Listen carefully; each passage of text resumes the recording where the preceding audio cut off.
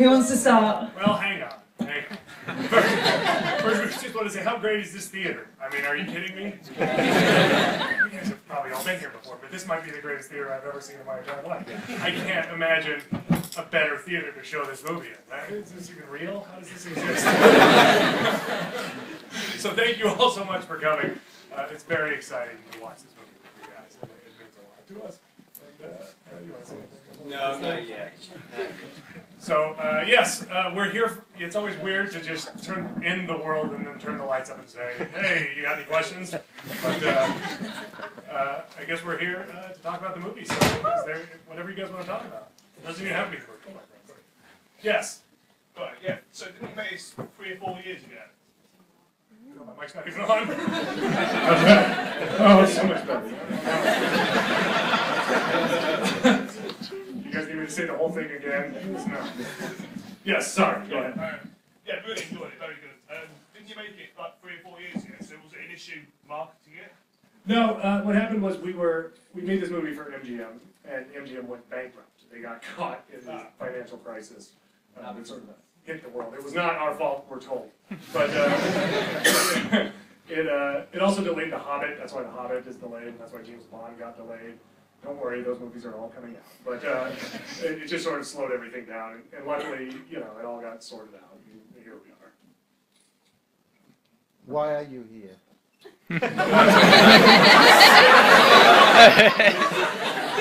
This is an existential question.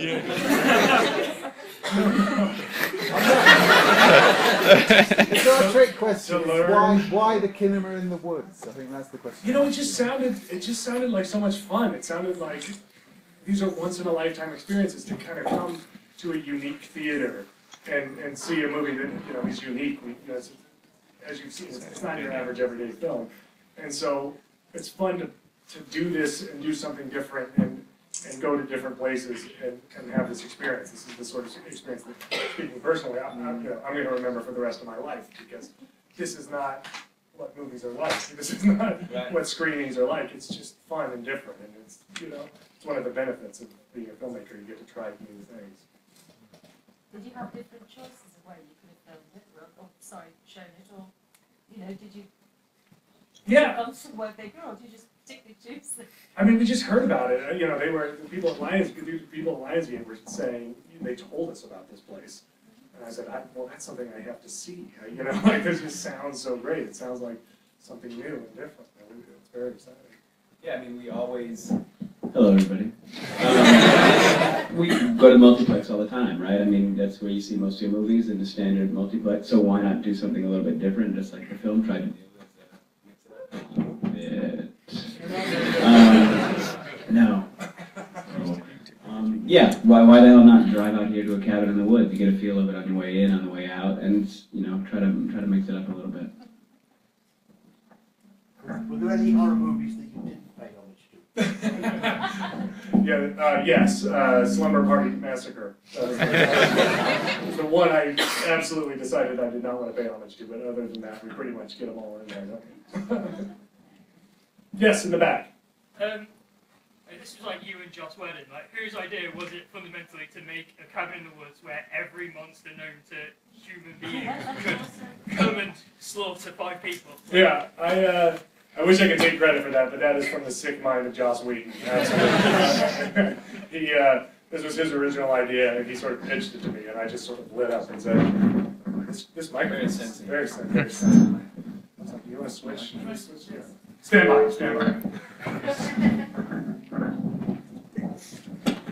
All right, how's that? Oh, much better.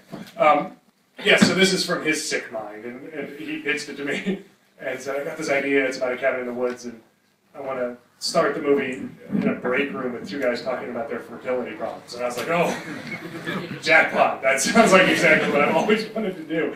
And it just went from there. I wish I could take credit for the initial idea, but that was all Whedon. Did you go through many variations then, or was it pretty much the first idea there? No, it's pretty shockingly close to what we first wrote. I mean, I gotta be honest, we never thought anyone would let us make this fucking thing.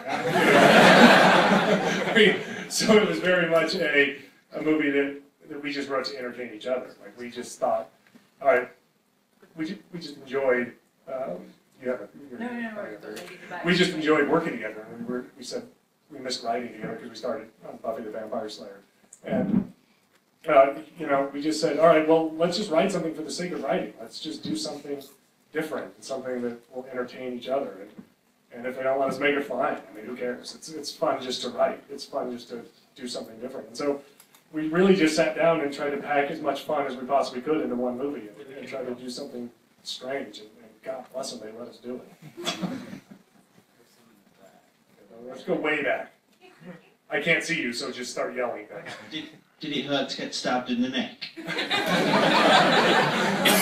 That was surprisingly, they were gentle. It wasn't quite as bad as I expected. It was really fun to get the gear on, the fake neck, and the gosh, we tried it a couple different ways.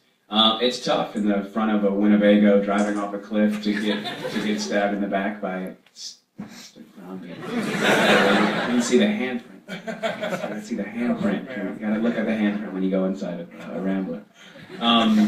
That was really fun, actually. Not only the getting stabbed in the neck, in the throat, and doing that over and over again from many angles and wiping the blood off and doing it again, but then to go careening off of a cliff into this huge tank of water, which we had scuba training and all this intense Navy SEAL type training of how to drown while you're suffocating to death. It's very useful stuff. You never know that's going to happen. More in the back. There's somebody in the middle with a T-shirt. Yeah. Hi. Awesome film, man. Awesome. Did you have to take a lot of stuff out to make it 15? And can we expect that in the DVD director's cut? Yeah, to be honest, no, and I don't really understand your rating system because I don't think it should be for 50. No, 15. 15. 15 is the age. rating, yeah. No, we didn't have to change anything. God bless it, and maybe you guys should look into your rating system. Protect children a little better. But no, we didn't change anything. And to be honest, I can't believe they let us. Is there more to come in the DVD? Not really, no. I mean, we put everything we wanted to on this screen. The stuff we cut, frankly, just because it was boring. So this is what it is. Sorry, you right there. This is for Jesse. You're really awesome in that film. And just wondering if you want to go for dinner sometime. How's your Tuesday, Nick? Sounds cool. Well, thank you very much. You, sir, yes, we can go to dinner. That's good. I'm not pretty shy. Judging from the ending, you hadn't thought about turning this into a franchise then?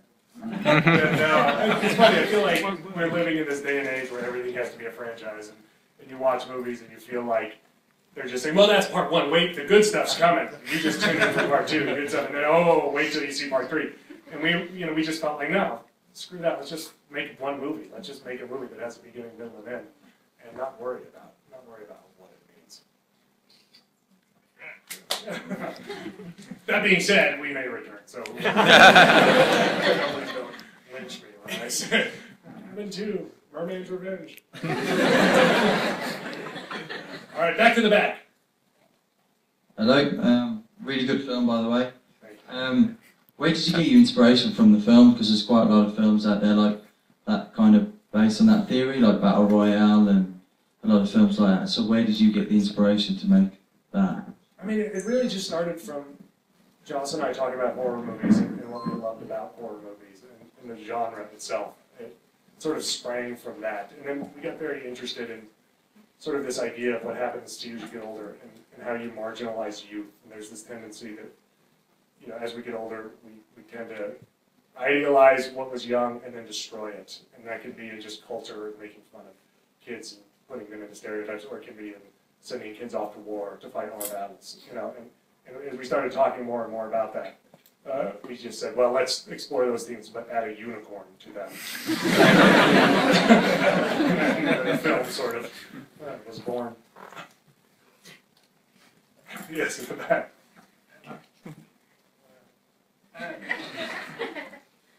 Obviously, you've worked with Joss for many years, and he's got the cult following from Buffy and Angel, and there's the nice cameos from Tom Lane and Amy out there. Was there any more temptation to get more Buffy and Angel and Love Nice snuck into the film? Nah, screw those guys. We've all seen enough Sarah Michelle Gellar. I think we all agree. Just kidding. No, we love them. And you know, it's just about finding the right actors for the right roles. You know, every film is different. Every part is different. You find, you know, who works for which part. But we've been lucky. Joss really fosters this feeling of community, and as we keep going, it's like it feels like we're all in his backyard putting on a show, and we just keep adding actors to the mix. That's what's fun about doing this, is finding great actors and adding them to our repertoire. I'm not talking about you though. No. Yes. Between this and Grace, have you like got a weird thing for blood that we all need to be aware of? I've decided to expand. Your question was, with this and Grace, what is my obsession with blood? I decided, I did some, early in my early acting career, I did a lot of non-blood work. You're going to see me off-Broadway in a non-blood play. But now it's something that I think it's just a great medium to work in, you know, with or without, you know, gloves and a gown and a mask. So I just kind of mix it up, you know, A-O-O, A-B positive. I don't discriminate. Yes, sir, I will go to dinner with you. Relax. In the back there. First of all, thanks for no spiders. Don't tell him, don't tell him. Why did you pick zombies out of that whole menagerie? Yeah, you know, we knew how insane we were going to get in the third act, and so we wanted to start with something familiar. We wanted to start with something that allowed the audience to say, okay, I get this movie, I know where we're going, so that we have the ability to say, oh no, you don't. You do not know where we're going. But if we had gone too crazy too quick, I feel like it wouldn't have, it would have ruined sort of the fun of the third act. So we went with the classic, and quite frankly, no one wants to see more vampires. Yes, in the back. How attractive is Sigourney Weaver, real one? Have you ever tempted to throw aliens at her? All right, let me just say, Sigourney was the greatest. You have this dream of what Sigourney Weaver is like. I often do. Yeah, I know. I've had the exact same dream. That's so weird. But no, you have this dream of what she's like, and then she shows up and she's even better. And that's the most nervous I've ever been in my life. Because the whole time I'm like, don't talk about Ghostbusters, just don't. God's sake, don't embarrass yourself. And then she shows up on set, and the first thing out of her mouth is, when does the werewolf get here? And I'm like, he's coming. So she's like, good, could you please take a picture with me and the werewolf? I'm like, yeah, in fact, I'm going to make a whole movie about you and the werewolf. We're going to put that up on the screen. She's like, oh, good. And she was so excited and so enthusiastic. And it was just a joy working with her. And I remember at the end of the shoot, she comes up to Joss and I, and she goes, will you guys, that was so much fun, will you guys please sign my script? And we look at each other and we're like, ma'am, are you aware that you're Sigourney Weaver? We can't even believe you showed up for it. Of course, we'll do whatever you say. But, you know, I can't say enough good things about her, because she was just a joy. All right, in the back. How did you come across the idea of a coffee McPom? Kids don't do drugs. Let's just. Look, I wish I could take credit for that one too, but that was Mr. Whedon. He tries to think about pot. Don't tell him. That's what he does.